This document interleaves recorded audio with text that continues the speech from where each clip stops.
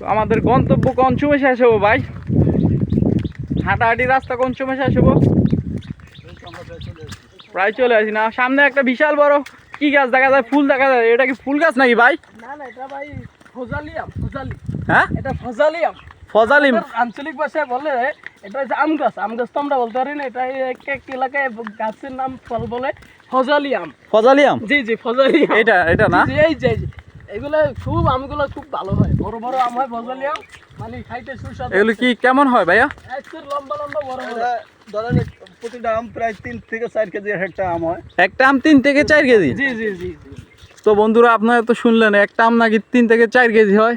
আর গাছের ফুলগুলো দেখেন অনেক সুন্দর, কোয়ারা মানে পুরা কোয়ারা। শুনেন আরো একটা জিনিস, এই আমের ফুলগুলাও কিন্তু তেঁতুল, তারপরে লবণ মরিচ দিয়ে বানাইয়ে খাওয়া যায় আমের ফুল।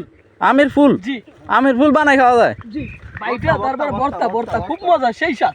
আই সর্বনাশ, কয় কি আমের ফুলও নাকি খাওয়া যায় ভর্তা বানায়া? আমি তো আগে শুনি নাই, আপনারা কি শুনছেন নাকি অবশ্যই জানাবেন।